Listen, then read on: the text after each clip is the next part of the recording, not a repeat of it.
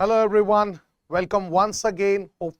Hopefully you all are doing well, and welcome to once again the YouTube channel of Drishti IAS, and this is the 100 most important topic series which is launched on the YouTube platform of Drishti, and this is for your prelims 2026.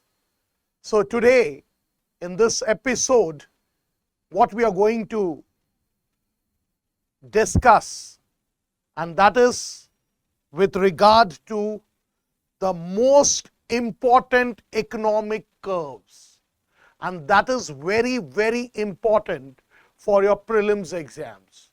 That means what I've done is that in this particular episode I will bring all the economic curves which are very important with regard to your prelims exams. So let's start one by one. The first one, as you can see here, this is the Engel curve, and this Engel curve, it displays how the household expenditure on a particular good or service varies with change in household income. That means it is basically the relationship between household expenditure and the household income. Now here what you can see in this particular diagram, these are IC1, IC2 and IC3. And what is IC1, IC2, IC3? IC refers to the indifference curve, and indifference is with regard to your consumption bundles. And higher the indifference curve, higher is the level of satisfaction. And this particular indifference curve, it is with regard to this budget line, that is the B1, B2 and B3. Always the budget lines, they are downward sloping straight lines. Why the budget lines are downward sloping straight line? Because they depend upon a formula, that is expenditure on X plus expenditure on Y must always be equal to your limited income. This is the mathematical equation with regard to your budget line. So this particular is your budget line, and where the budget line intersects the indifference curve, that is where the consumer gets maximum satisfaction. That means the slope of indifference curve is equal to the slope of budget line. And wherever the slopes are intersecting, there from that we have derived this Engel curve. Got it? So this particular Engel curve, it is derived from what? It is derived from the budget line. This budget line is nothing else but it is the household consumption expenditure, and that too with regard to a particular good or service, and how it varies with the change in household income. Got it? So Engel curve, always remember, it displays the relationship between household expenditure and change in household income. Now here I have given an example, that is when income of the household increases, its expenditure on food will what happen? Its expenditure on food as a percentage, it will decline. Why? Because with the increase in household income, the household will now go for more of status symbol goods.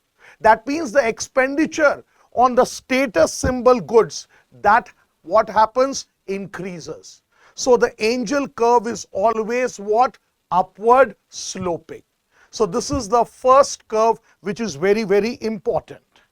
The second curve which is very important is Kuznets curve. It's Kuznets curve. Kuznets curve, it shows the relationship between economic growth and inequality.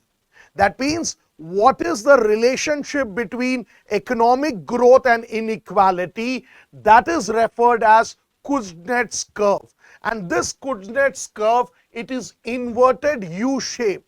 And in this inverted U shape, the OX axis is representing per capita income, and this is representing what? Inequality.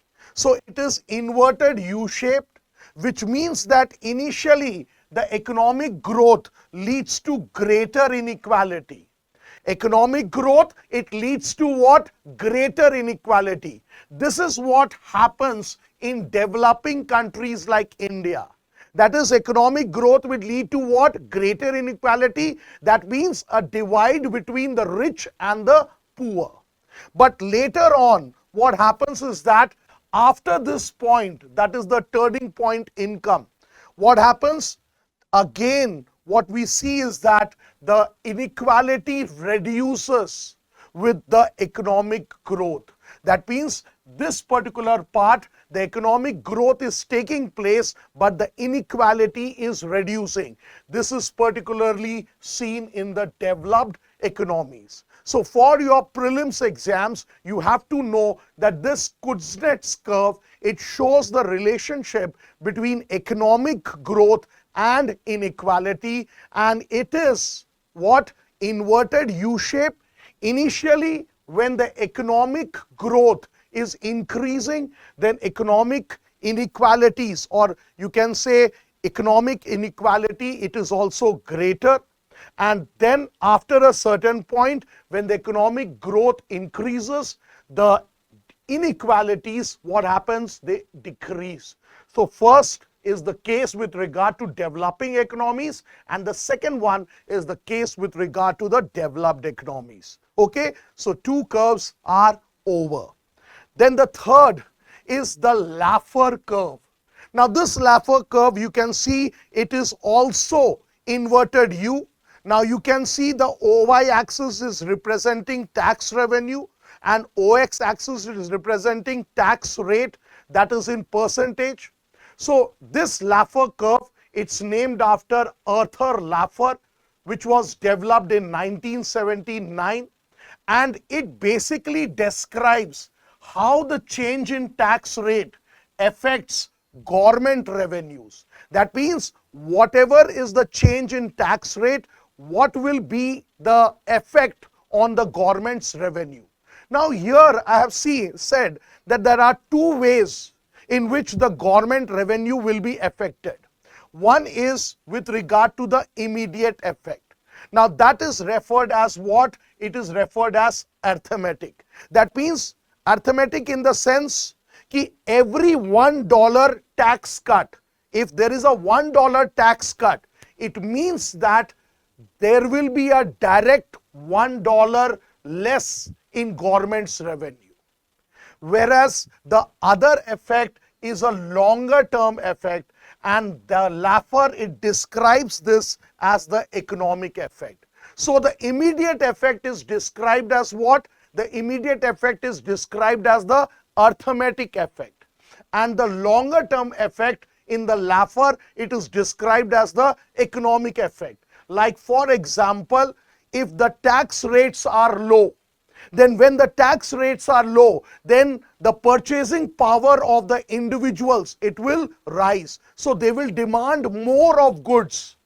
And because the demand for goods has increased, as a result, now the production will increase. But to produce, you need to employ people. So what happened? Employment and income will also grow. So that is what is with regard to the Laffer curve. So Laffer curve is nothing else, but it is the relationship between the tax rate in percentage with regard to the tax revenue. Okay, so that is what is the Laffer curve.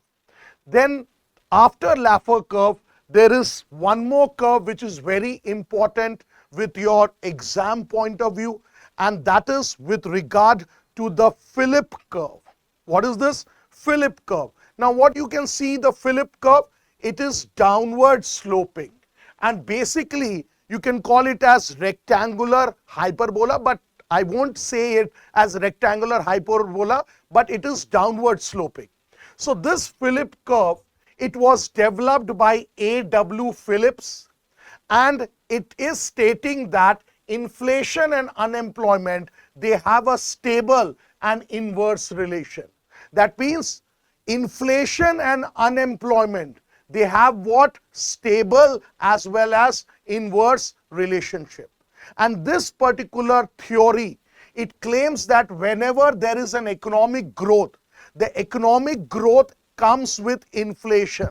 And because of inflation, it in turn should lead to more jobs and less unemployment. So the Phillips curve states that inflation and unemployment have inverse relationship. That means when inflation happens, as a result, more jobs will be created.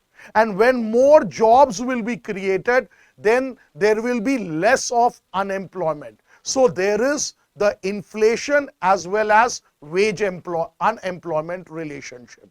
So higher the inflation, lower will be the unemployment, and lower the inflation, higher will be the unemployment. But this Phillips curve was basically into question in the 1970s when there was a situation of stagflation. Then after, so Phillips curve is nothing else but whenever there is a relationship between inflation and unemployment. That is the rate of wage inflation and the rate of unemployment. And when I say wage inflation, it means your wage is going high. So when your wage is going high, then more and more you will demand. Again the same thing.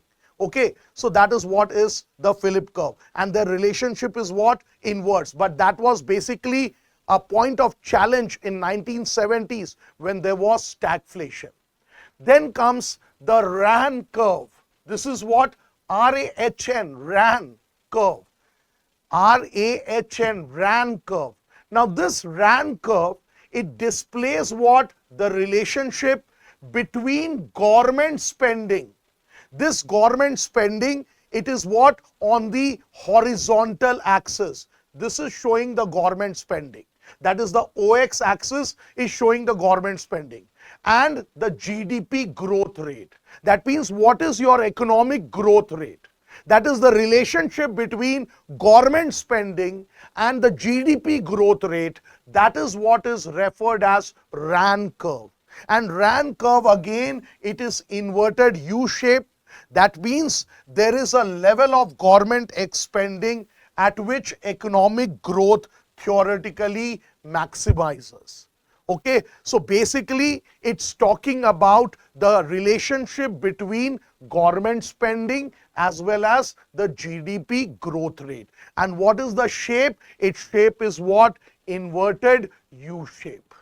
Okay, that is what is the Rahn curve.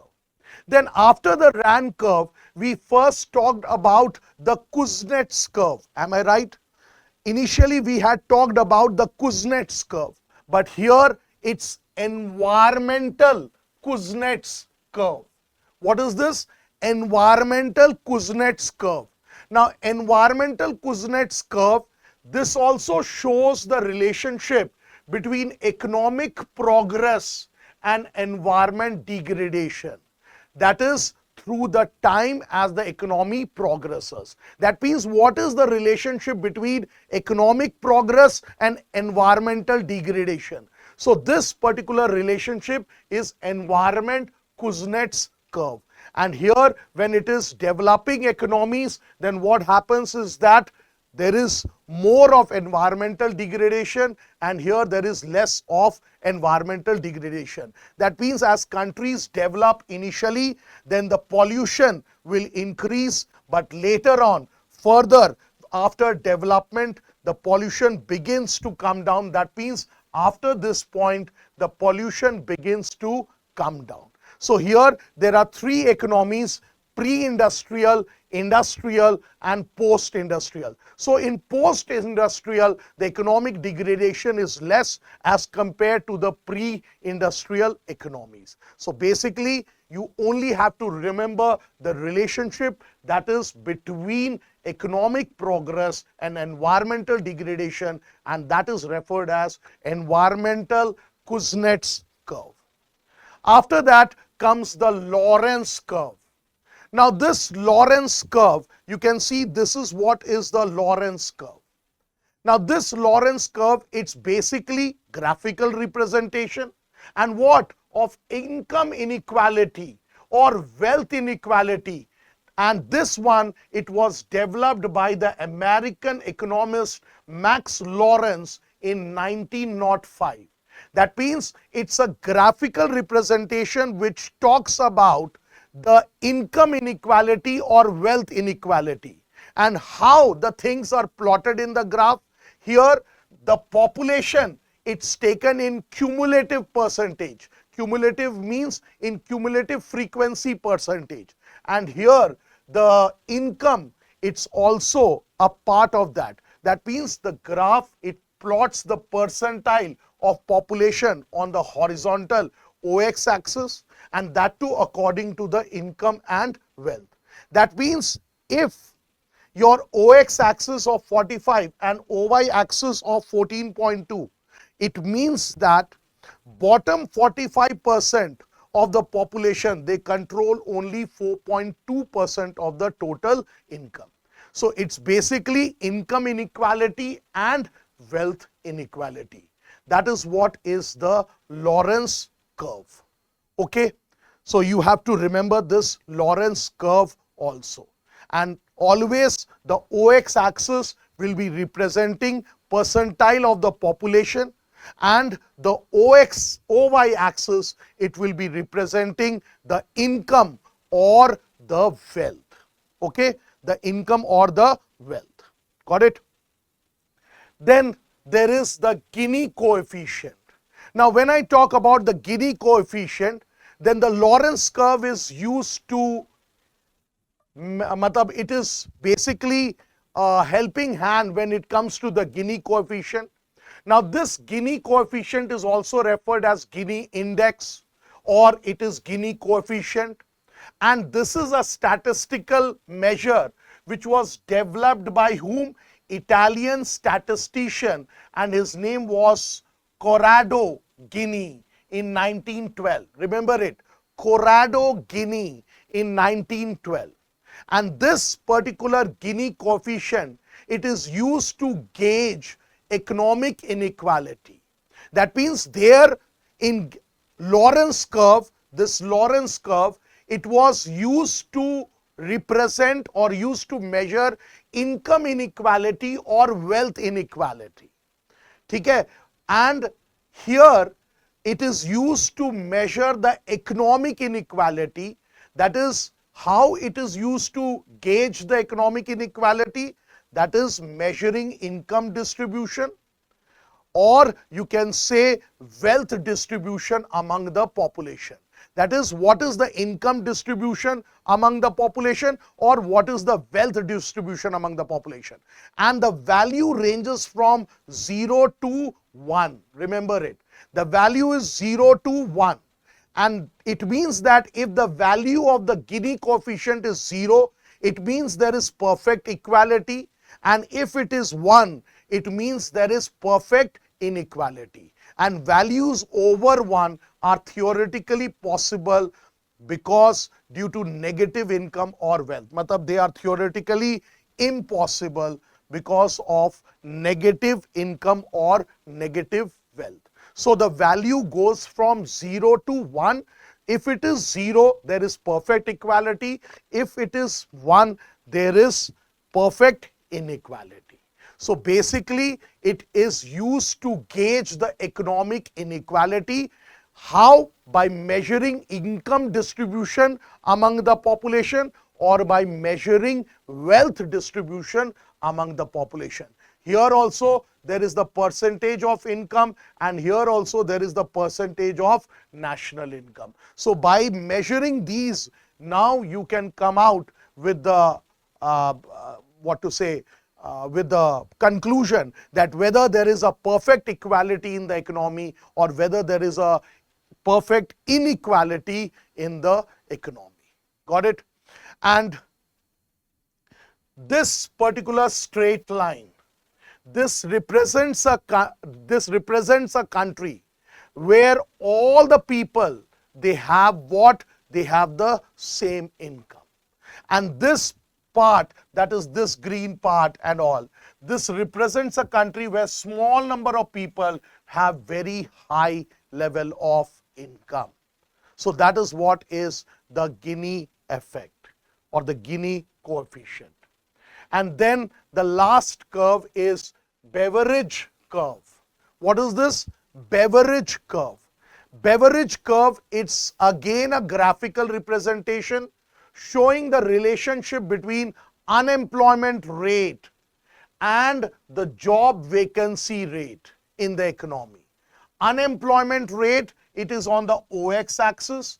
Job vacancy rate, it is on the OY axis. So the relationship between unemployment rate and job vacancy rate in an economy is referred as Beverage curve. And this Beverage curve, it was named after the British economist William Beveridge, and this Beverage curve is usually downward sloping. Got it? It is usually what? Downward sloping. Okay?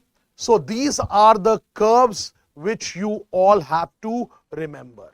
How about a quick 1 minute? First, I talked about the Engel curve, household expenditure as regard to household income, relationship between household expenditure and household income. Then I talked about the Kuznets curve. Kuznets curve was showing the relationship between economic growth and inequality, and always there is, its shape is what? Inverted U shape. That means initially economic growth will lead to more inequality, and later on economic growth will lead to reduced inequality. Then we talked about the Laffer curve. The Laffer curve was showing the relationship between government's tax revenue as well as the tax rate in percentage, and this was developed by Arthur Laffer, and that too in 1979. Then comes the Phillips curve. The Phillips curve is downward sloping, and this Phillips curve, it was developed by A.W. Phillips, and it shows the relationship between inflation and unemployment, that is wage inflation and unemployment, and there is an inverse relationship between wage inflation and unemployment. That's why the Phillips curve is downward sloping. Then we came up with the Rahn curve, R-A-H-N, Rahn curve. This Rahn curve, it's a graphical representation which was showing the relationship between government spending and the GDP growth rate. Government spending as well as the GDP growth rate, and it is also what? Inverted U-shaped. That is also what? Inverted U-shaped. Then comes the environment Kuznets curve. This environment Kuznets curve is nothing else but the relationship between economic progress and economic degradation, which says that initially with economic progress there is more of environmental degradation because there will be more of pollution, and after that, after a certain point, when there is economic progress, there will be less of environmental degradation. So the entire environmental Kuznets curve, it's U-shape, inverted U-shape, in which there are three economies: pre-industrial economies, industrial economies, and the post-industrial economies. Then we came up with the Lorenz curve. We all know that the Lorenz curve, it is basically a graphical representation showing showing income inequality, or it is showing wealth inequality, and it was developed by Max Lorenz in 1905. And here the percentile of population is taken, and also with regard to it the cumulative proportion of income or wealth is taken. Similar to the Lorenz curve is the Gini coefficient or the Gini index, where we try to measure basically in this we are trying to measure the economic inequalities. What we are trying to measure? We are trying to measure the economic inequalities. That means we are trying to actually gauge economic inequality by measuring income distribution among the population or wealth distribution among the population. And the last of the curve which I said was the Beverage curve, and that Beverage curve, it's basically the relationship between the unemployment rate and the job vacancy rate, and it is also downward sloping, that is negatively sloped. So this was the curves which are very important for your prelims. I hope so that only having a view of these curves and noting down the very important points, what you can do is that just have a pause of the video, note down the important points, and what will happen in just 10 minutes, you get to understand all the important curves. So coming with the next video with a very new next topic with regard to your prelims 2026. Till then, goodbye, have a nice day, and please leave your comments and valuable comments or valuable feedbacks with regard to all these videos which you are having on the Drishti YouTube channel. Till then, thank you and have a nice day. For more informative content, like, share and subscribe, and do not forget to press the bell icon to get the notifications.